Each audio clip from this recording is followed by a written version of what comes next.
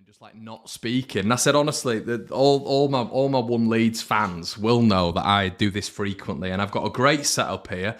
You know, all the monetary stuff that you guys give me goes straight back into the channel. I've got a lovely light here, a great camera, a nice microphone, nice like little keyboard here that I use to go through all the comments and stuff like that. And then what I do is I leave a cable unplugged from the mic, which is fantastic. Normally, I've been good recently, but that's the embarrassment of going live. And when I do a little post-production, you know, when I've recorded it before, you edit that bit out. But I can't do that because I've decided to go live. So, yeah, here we go.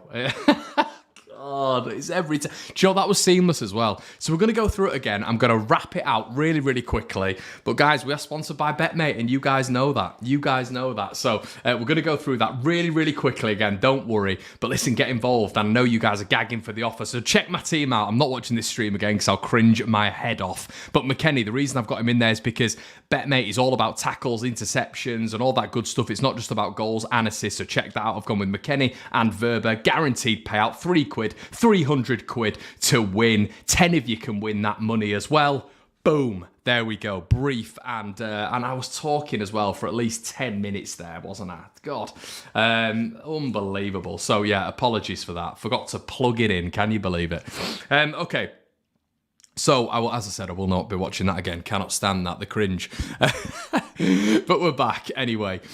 Leeds United versus Brighton, huge game for the Whites. Huge game for Leeds United this weekend. And can I just say, it's not only a huge game for Leeds United in terms of the fixture that we've got coming up, but it's also a huge game of Premier League fixtures. Leeds have to take into consideration other fixtures going on right now. Why? Because we are on goal difference, the same points. We're goal difference ahead, and we're on the same points as Everton.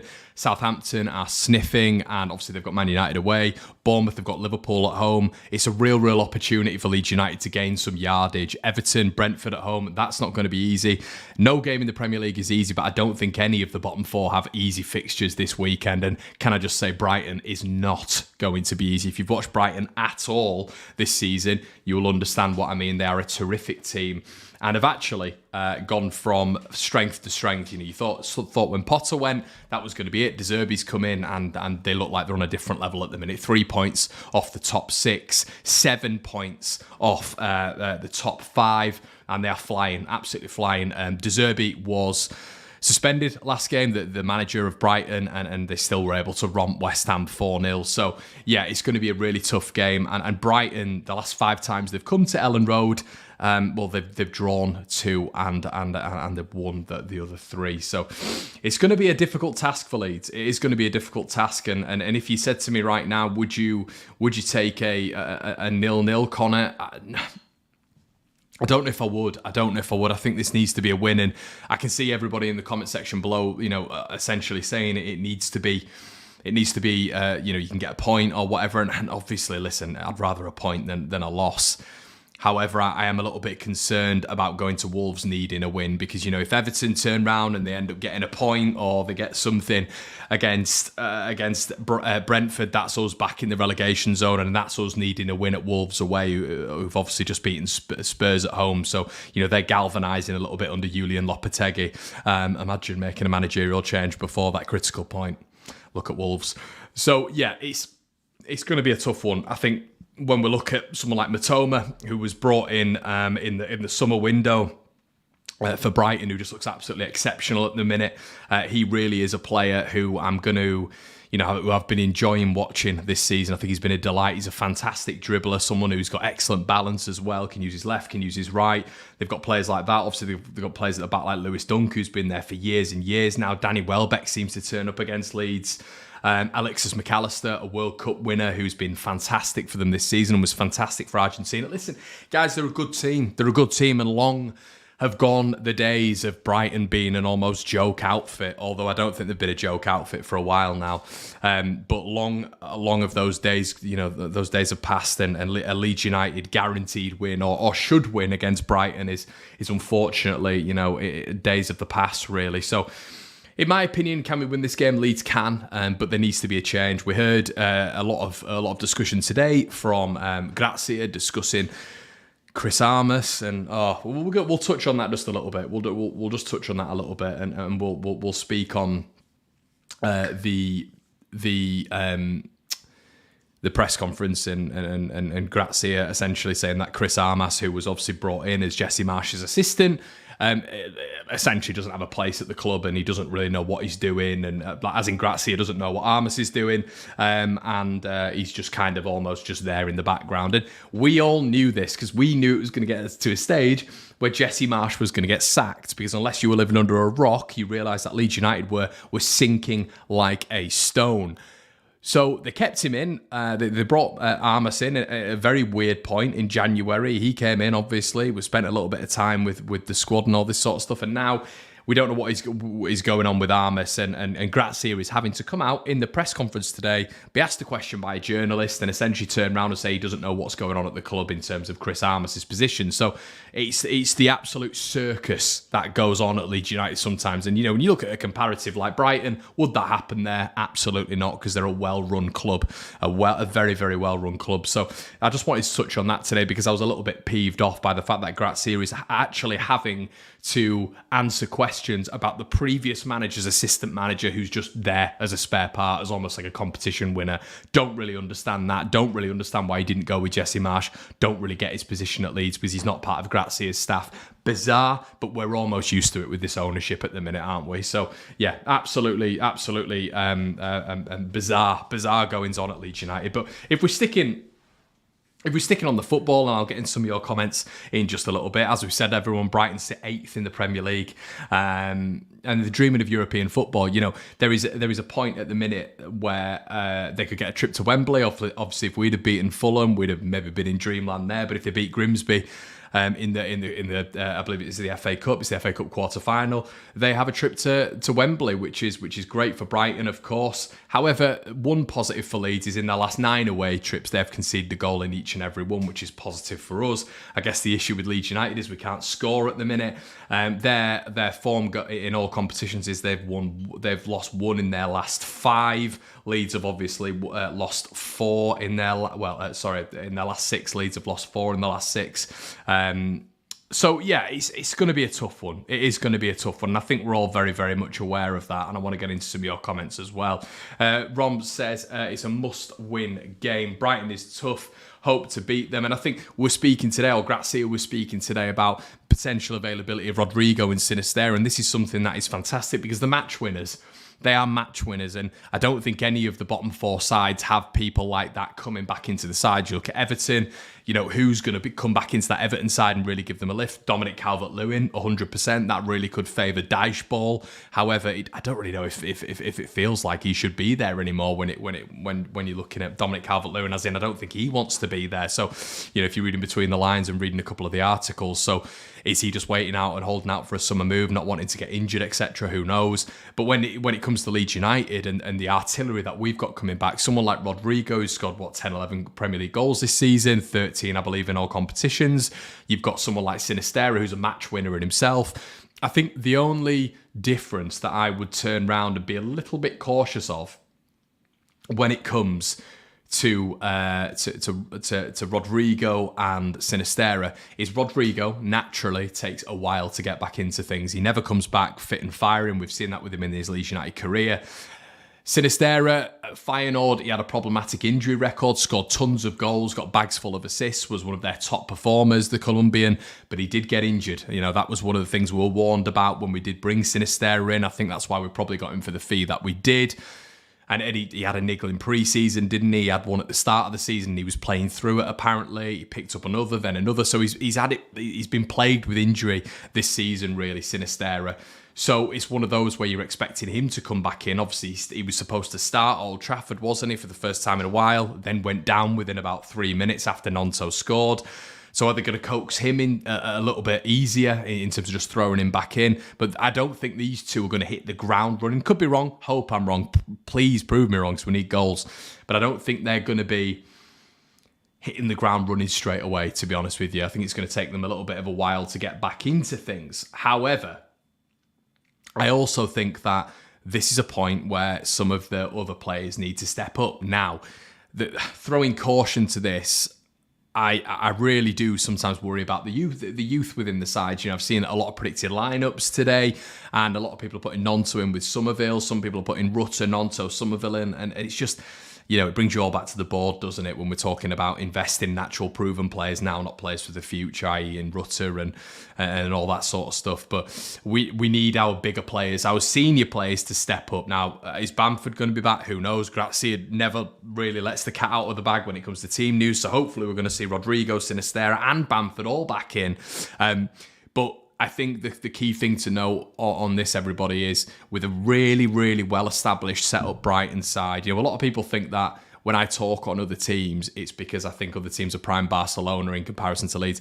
Unfortunately, everybody, at the minute, these teams are prime Barcelona when it comes to them and Leeds United. We are in a whole different league at the minute in terms of quality and what we're putting out on the pitch, and the table doesn't lie there. And it might hurt people's egos at points to know that Brighton are just levels ahead of Leeds United at this moment in time, but it is what it is. You've got to look at it objectively without a biased perspective on it from my in my point, from my side of it. So when I am looking at Brighton, I'm thinking it's definitely a game that I think Leeds can take something from, but I think we've also got to be very, very aware of how professional and how effective they are going forward.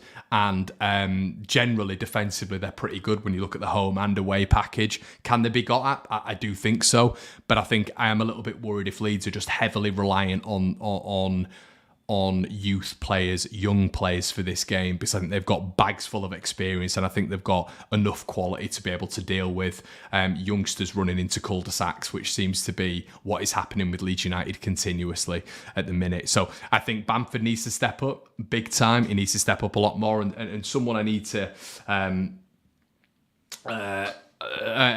interesting, Justin. Somerville was our best player versus Chelsea. Did you watch the game? I don't think that's to me, mate. I think that's for Yorkie lad, which is fine if it was to me, by the way. I would probably, I think he grew into the game, but I still think Somerville he's raw, everyone. He's so raw, and he's not a finished product. Nonto is probably the closest thing we've got to a finished product.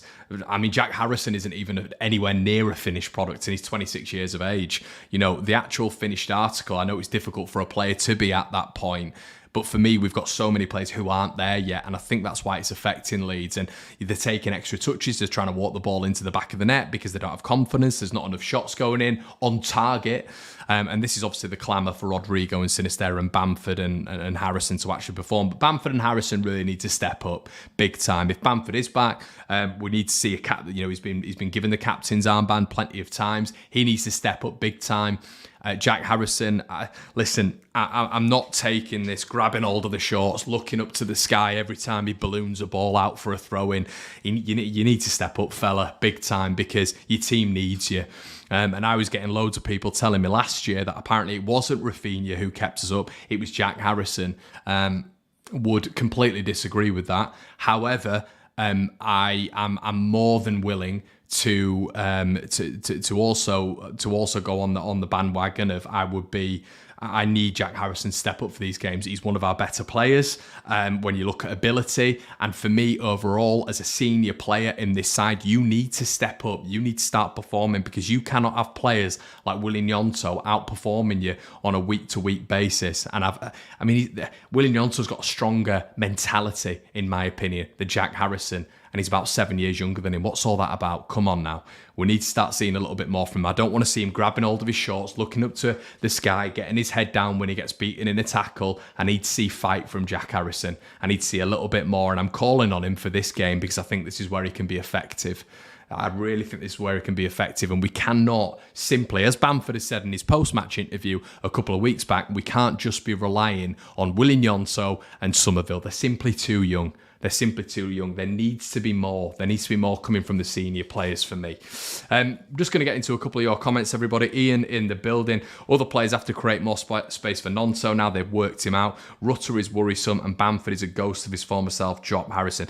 It's an interesting comment, Ian, because overall, mate, I would never turn around and say that I was I was ever enamoured with Patrick Bamford. And if you've been a follower of One Leeds for however not One Leeds, but myself for maybe 3-4 years, you'll know that I've always called him Hot and Cold Harrison. It's no insult to the guy. I think he seems like a lovely chap. But when I'm looking at his football ability and looking at that, there has been periods, and even when he was having his diamond periods for Leeds United, they're in clusters. They've always been in clusters. It's inconsistency. That's been okay. But I still hear people saying about Jack Harrison, he's an up-and-comer. He's 26 years old. He's 26 years old. Come on. When are we seeing the proof here? I don't know if it's an aftershock from the Leicester move that he didn't get, but by all accounts, he was well up for signing a contract with Leeds United. He's very, very happy in Leeds, so who knows? But I need to start seeing if he's going to be involved in this lineup, if he's going to be the senior man on the pitch. You've really got to be looking at his long-term future here as well. Because if we want to be seeing Jack Harrison in a Leeds United shirt next year and the year after, these are the moments where we need him to step up. Because as I've mentioned several times, we had a player from Brazil who, was only at the club for a short period of time, who kept us in the Premier League last year. And as I've mentioned several times, people were telling me it was Jack Harrison, which I could not believe. But, this is a time to really prove that you are that man. You are the star man. You're the senior star man who can step up and keep it's obviously not just down to him, but I'm calling on him as a senior pro. I'm calling on Bamford as a senior pro to really make the difference in this game, because we can't rely on the kids all the time. It's not fair. It's simply not fair. And there's a lot of people, looking at Jorginho Rutter and saying the same thing, and I understand, but the kid can't help his price tag. The kid cannot help his price tag of 35 million. That's it's down to Victor Orta, as most things are at this club. And I think I've seen a lot from Rutter, which I'm really impressed at. But it can't just be down to him. The boys who've been at Leeds for a long time need to step up for me.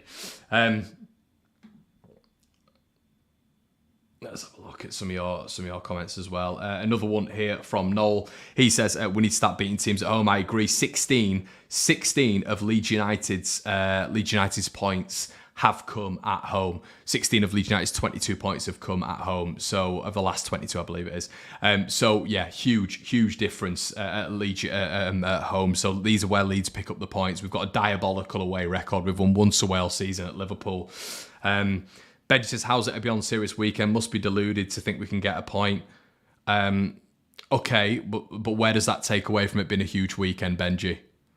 That doesn't take anything away from it being a huge weekend, does it? They're two separate statements, aren't they? You're saying that you don't believe it's a Beyond Serious weekend, which I think is a little bit nuts, to be honest with you.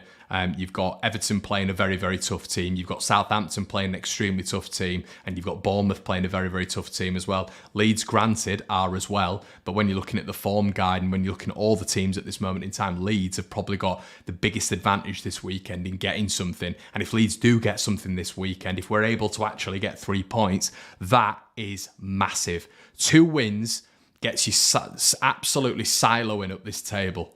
Absolutely going up this table. That's all you need. Back-to-back wins.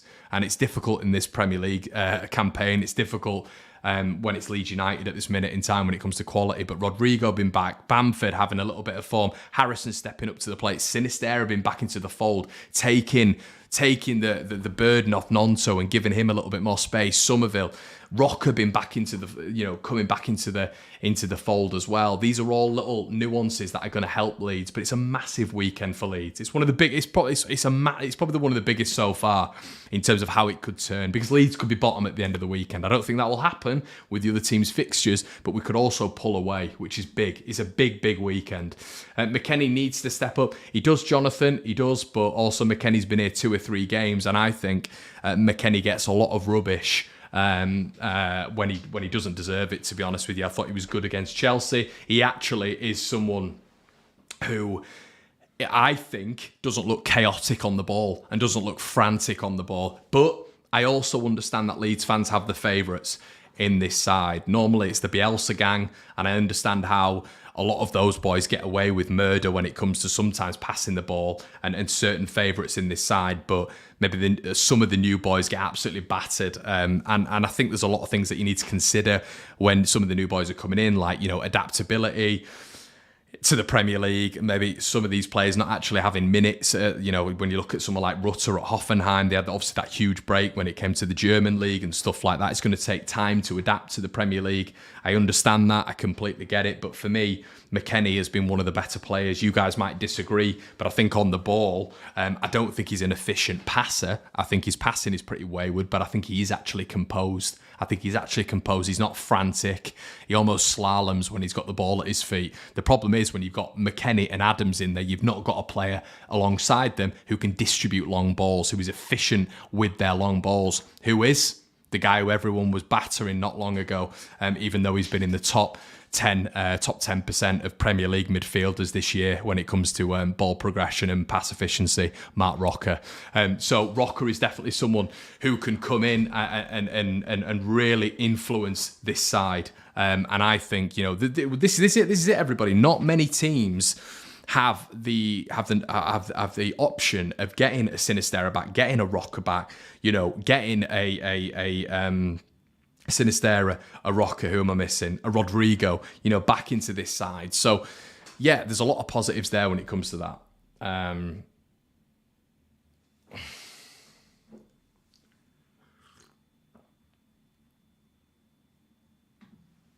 Jay, long-term subscriber of the Patreon, says McKennie can carry the ball forward, but his passing is off. Yeah, and I just think he's not a headless chicken.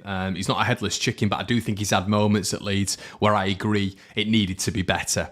Final third moments, the ball through to Aronson against Southampton, the ball through to Somerville, which was a 5-yard pass. You guys know me and 5-yard passes against Fulham, had to make it, and Somerville had put the ball in the back of the net. So, yeah, I agree. His efficiency isn't great. It's not. And listen, I mean, you guys all know who I was vying for in the January transfer window, but we don't need to go over that again. When we have looked at McKennie in these first 3 games, I have actually been reasonably impressed. I have. And Sujal's in the building here. Our defence is looking better, so the problem for me, cheers to the donation, mate, is the lack of goals up front. Something needs to change, and senior players have to step up. I'd agree, mate. I'd agree. I think that's bang on. To be honest, Sujal. I think I was speaking to a Southampton fan today for an article that was being written, and they were talking to me about Grazia's impact and what I thought of it at the minute. And I said, I've been really impressed with his decorum off the pitch. I've been really impressed with him in press conferences and interviews, doesn't give a lot away. I've been impressed with his defensive style when he's come in. But he's facing a real problem, because if you don't score goals, you go down.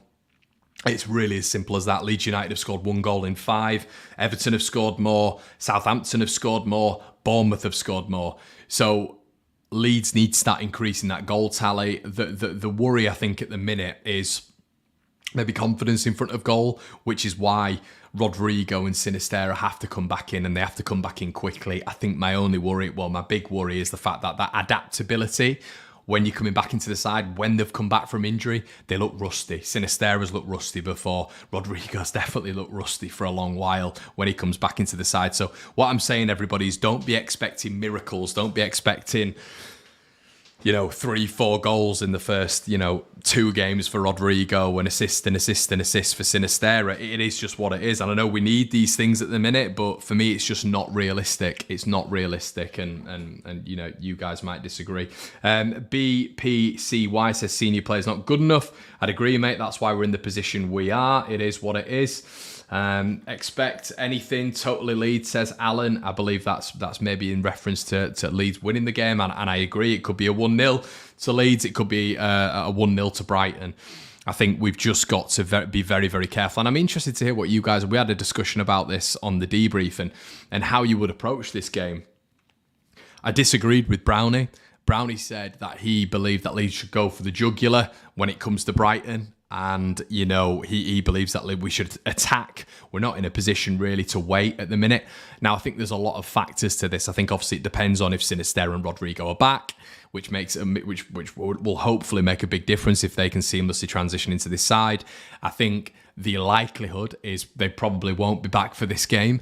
And if you are going forward with Sinisterra, Nonto, Bamford, Greenwood or Harrison, which, I mean, that front four just doesn't fill me with any hope whatsoever. But if that is the eventuality this weekend, for me, you need to sit deep.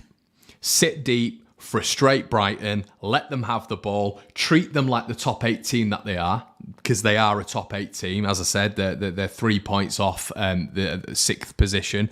They've taken a lot of bloody noses this season, you know, when it comes to the top 6, Chelsea, Liverpool, etc., etc. So, as in the historical top 6. But overall, I think we need to sit and we need to pick our moments, because I think that's where we've been good under Grazia. I think sitting, we even did that against Southampton. Sit, keep that defensive structure, then we hit them in those transitional moments where they're not expecting it and we can outnumber them. I think if we go blow for blow against Brighton, we're going to get picked off.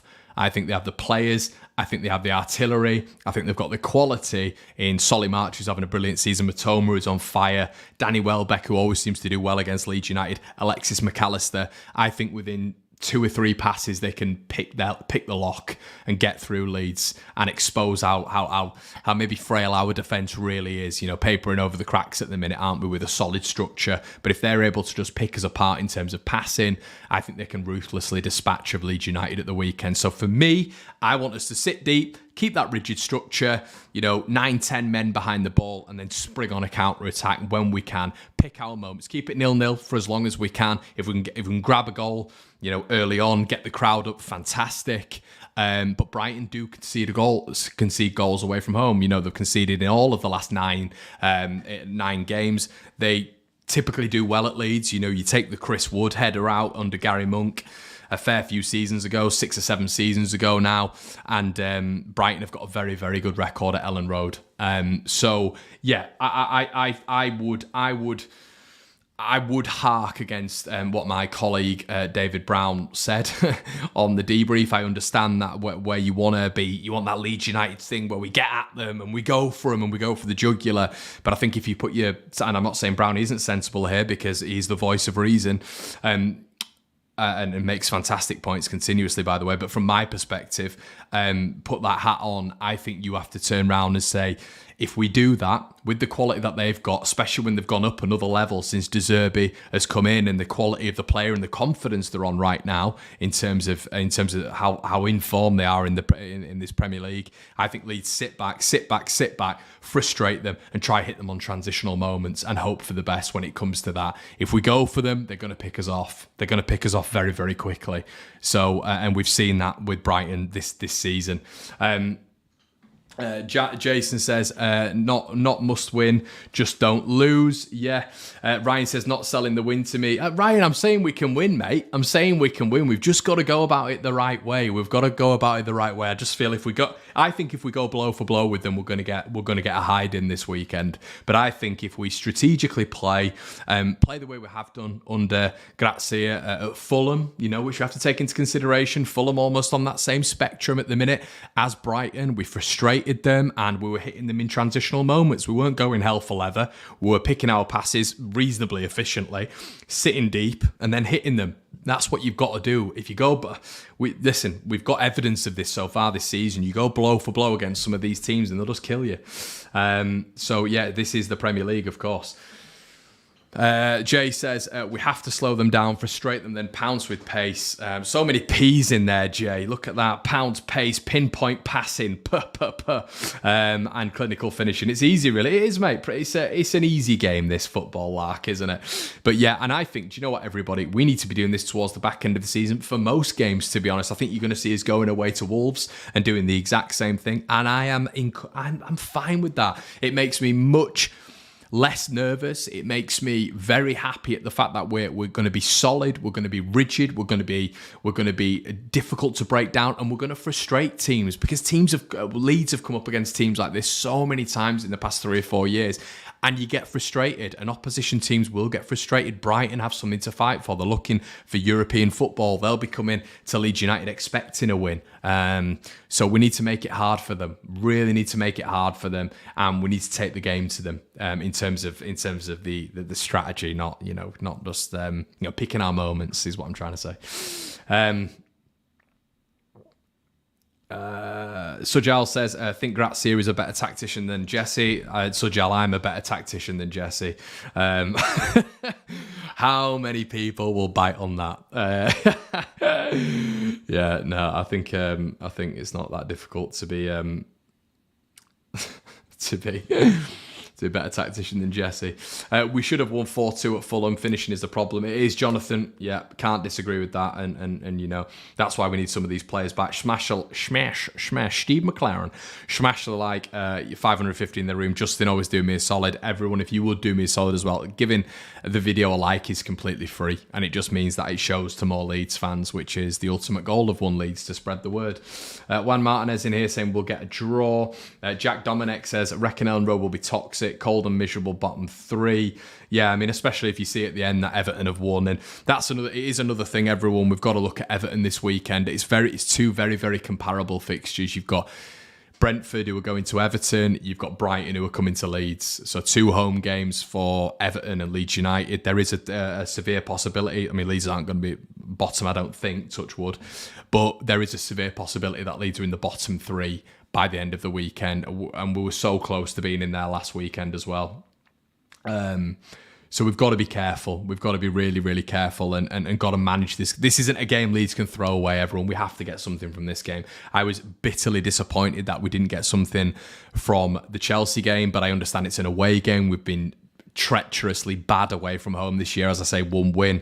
16 of our last 22 points have come at home. So Leeds have to start winning home games. Simple as that. And if fans are coming in here saying that, oh, it's just Brighton, and after the game calling me negative because I'm upset, if we've lost the game, you need your heads checking, because Leeds need victories now. We need wins now. You're not going to stay up on the amount of points that we've got, so we do need to pick up some points. If we park the bus home to Brighton, we belong in the Championship. Dandob, okay, what? Okay, hey, okay. Fair enough, my friend. Fair enough. As I say, football is subjective. People see it differently. Few tiskies on me, then Conor for the match reaction after the win. My girlfriend's actually bought me some very strong IPAs, my friend. So yeah, I'll be on them. Don't you worry about that one. Gabe's in the building. If you know Gabe, he is our resident American who comes on the debrief, normally talks a lot of rubbish. I'm joking. Gabe's fantastic. Dyche promised the Everton players a free fish and chips with a chocolate shake if they grind out a result. Probably. I mean, that'd make me want to win.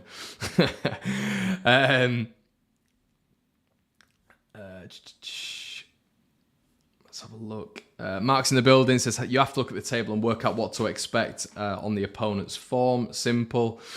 We need to get Brighton and Brent. Oh, BPCY. Yeah, I mean, you bang on, mate. You bang on. I'd love that. I would love that. I mean, imagine spending, 2.8 million on Matoma, and he's flying. I mean, listen, we've got our own in Willian Yonto. It's just a shame that Victor's just thrown about another 120 to 30 million on players who just are not worth that money.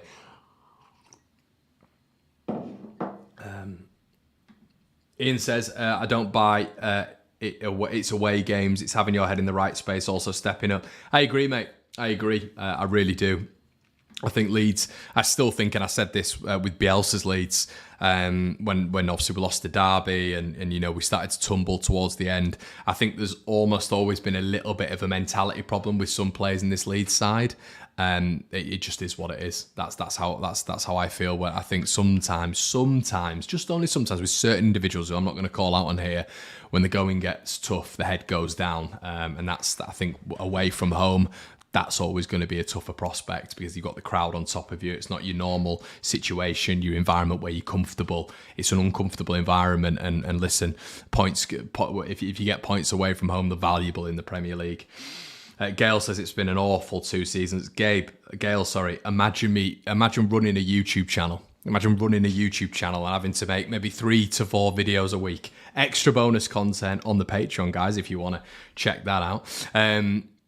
It's been an awful 2 seasons, but imagine creating, I should say, videos on the weekly. It's so difficult, especially when you're such a Leeds fan like I am. It does get too much sometimes. If Harrison and Bamford start, we're effed. Yeah. And that's it, Leeds. Relegation fighters. I think that's what you need to be looking at right now. Funny feeling if Rutter gets on the score sheet, his confidence will skyrocket. Yeah, I've been impressed. Nonto says down the middle might be a shout. But yeah, we'll leave it there, guys. I've been going for a long while. I've been rabbiting on. Please don't watch the start of the video, which now means you'll all go and watch it again. It was about 3 minutes of me just talking to absolutely nobody. Again, it's circa back to Conor on One Leeds about a year ago, where I never used to have a mic plugged in. It happened again. I am going to say, I was changing laptops today. I have just got a MacBook, so, you know, I've been changing laptops. So I've been trying new mics here and there and everywhere, so apologies for that. But guys, please, before you go, there's over 630 of you in the building. Please make sure you leave a like on the video. Let me know what you think in the comment section below, because I read every single comment. And please make sure you subscribe to One Leeds. Get involved in the Betmate offer as well. This week, got loads of stuff going on. We've got a nice little leaderboard building up there. It's just a chance for you guys to win a little bit of money and be involved in the One Leeds community. As I say, Patreon link in the description below if you want some Generation Leeds content. That's out this week, guys. Have a good one, and let's hope we can get a victory this weekend. I'm gonna stick my neck out. I'm gonna go for a draw. I think Leeds will get a draw, which if Everton get beat, it won't be the end of the world. But please let me know in the comments here or the comments after the video what you think. Guys, have a good one, and I'll see you in a bit. Cheers.